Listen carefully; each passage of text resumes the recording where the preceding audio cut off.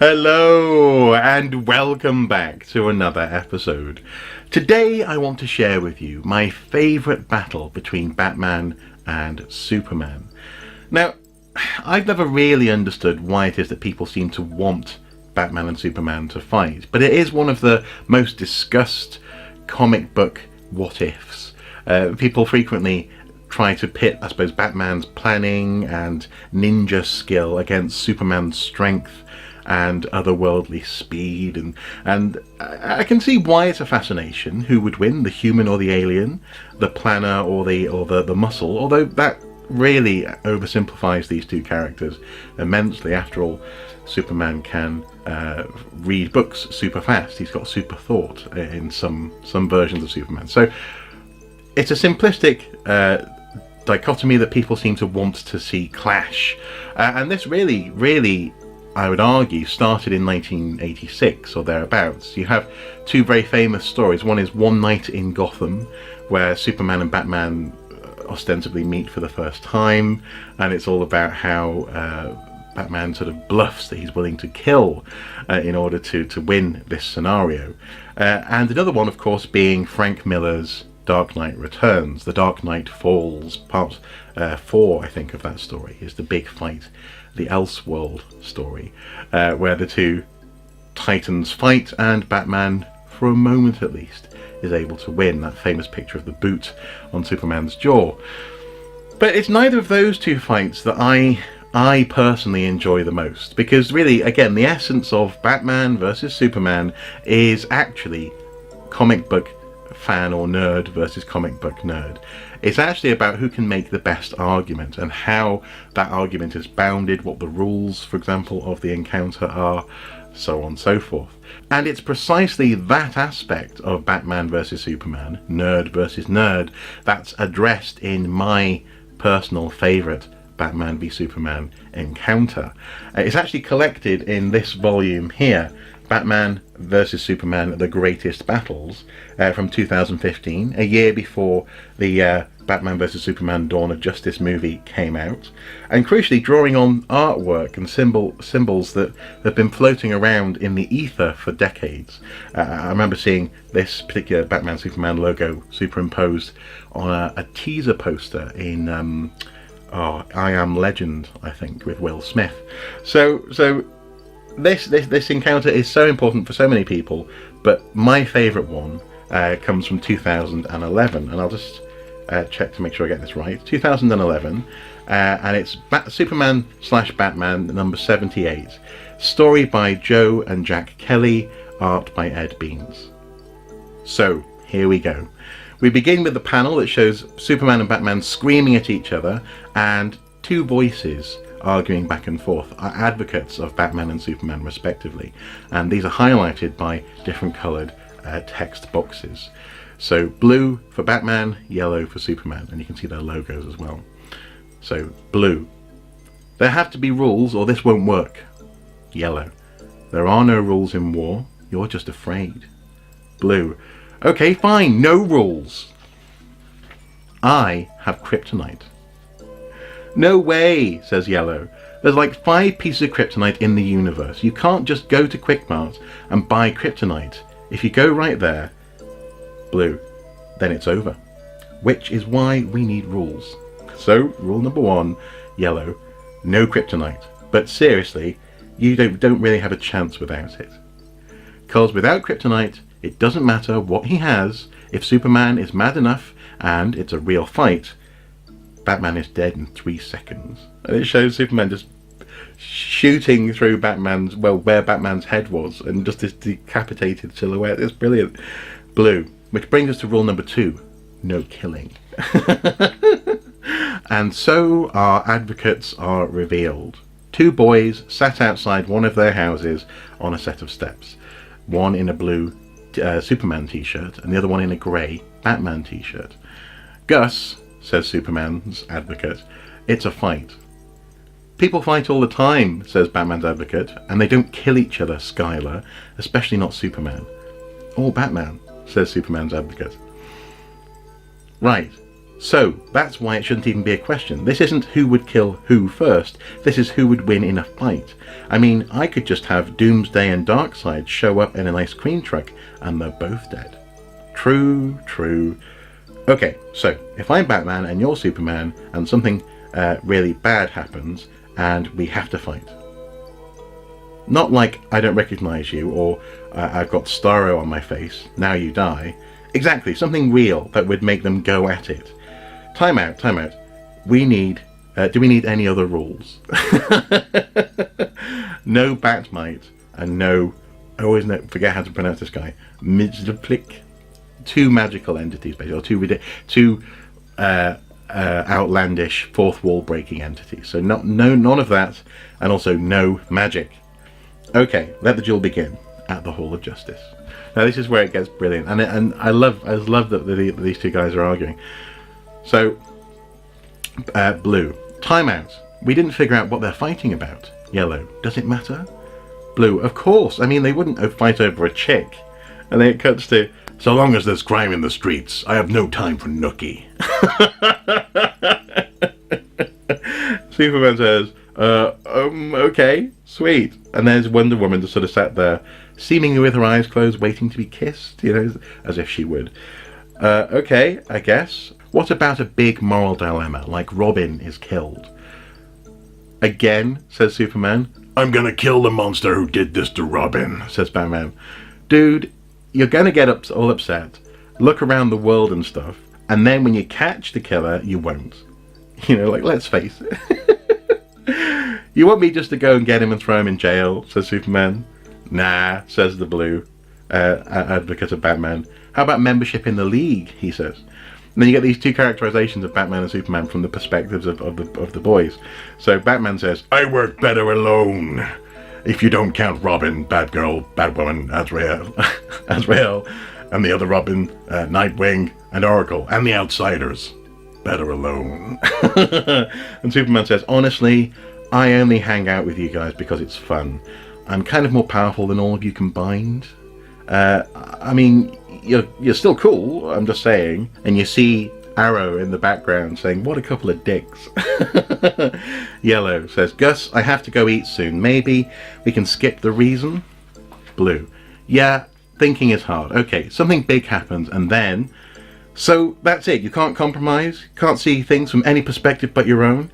I played the angles, there's no other way. You have to trust me or everyone dies. There's always another way. Not this time, Superman. Don't make me hurt you. Blue, that's right. Batman takes no crap. What you got? Yellow, I got super speed is what I got. Batman does not. Smack. So Batman's seemingly out for the count. He's certainly on the floor. The only person you're going to hurt is yourself, Batman. So I took your toys away because I can. Maybe you'll stop acting like a child and listen to reason. I sincerely doubt it. Code Damocles. Kaboom! What's a Damocles? Asks Yellow. Blue. Read a book, man. It's a giant sword that hung by a thread over some dude's head. Batman was ready for something like this. 10 steps ahead. Yellow. Doubt it. Yeah, well, the explosion isn't just to hurt Superman, it blinds him. Like looking into a sun, a capsule of lead microfilaments scatters. And his X-ray vision is useless for a second. And a second is all I need to escape. Okay, that's smart, but was the explosion loud? Asks Yellow.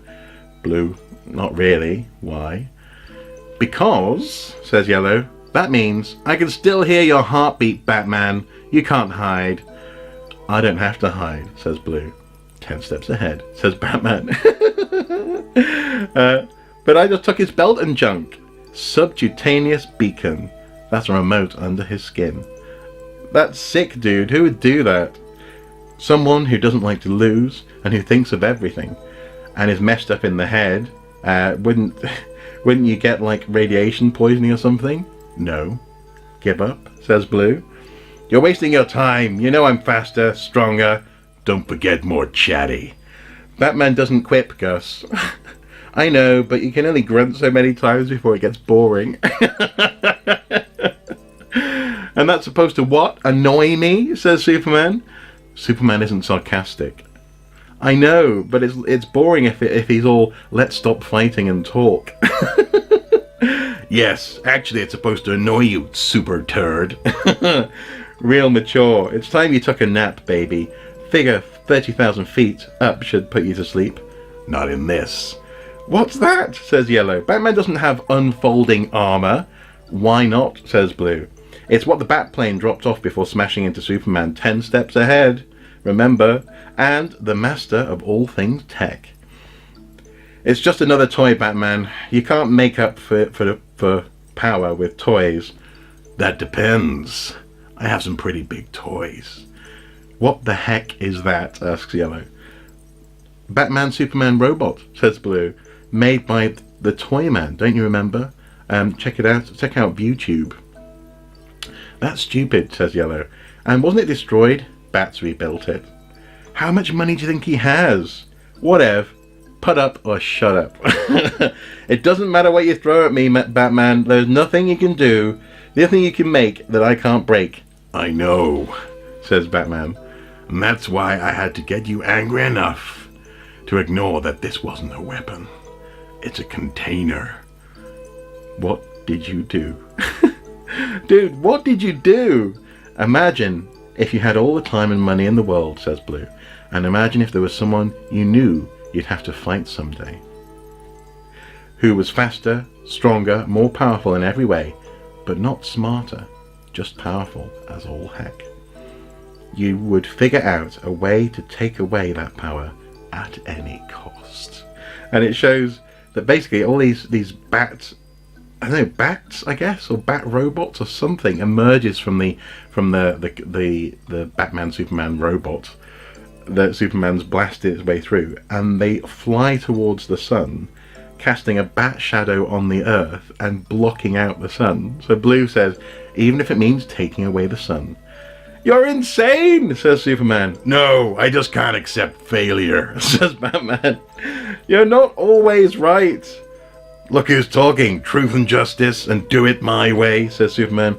I can't stop this. Welcome to the human race, says Batman, as they fly and hurtle in a fireball towards Earth.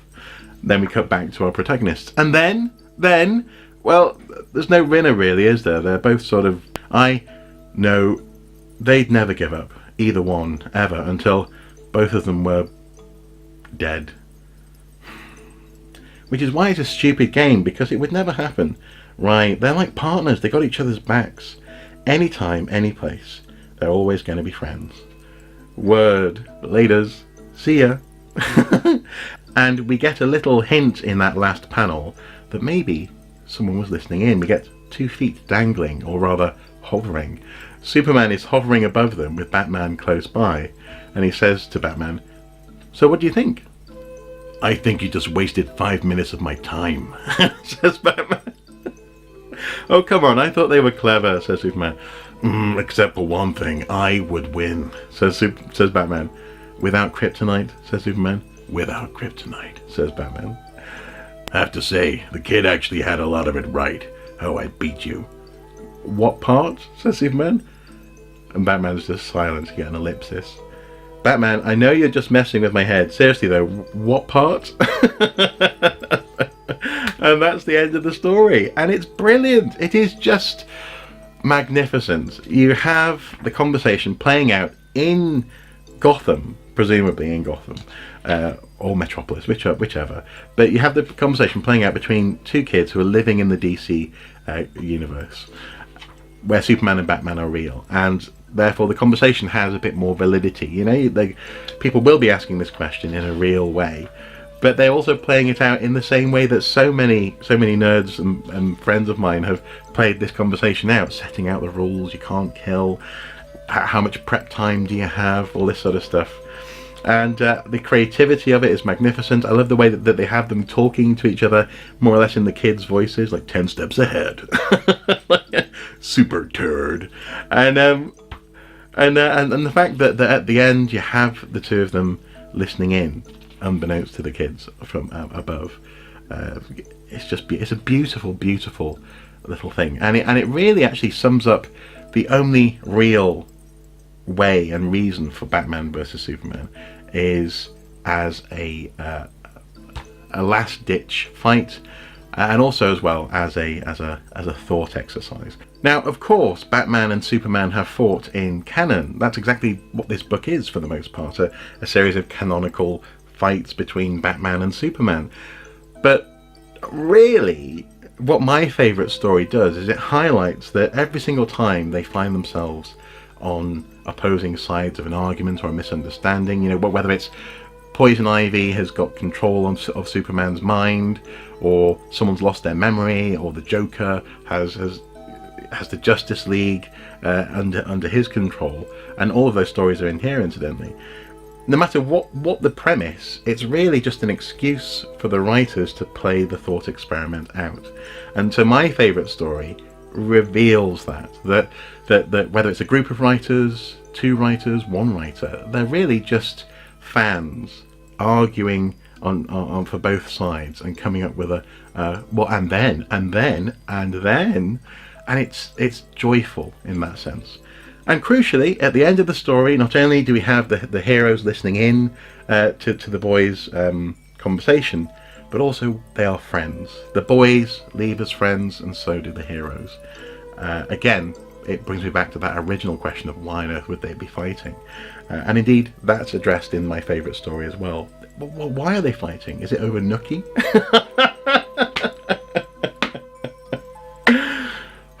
I love it. Hopefully you've enjoyed this. I simply had to share it. It's been on my to-do list for ages to share this with you guys. And yeah, I'm so glad I have. As ever, until next time, do take care. Bye-bye.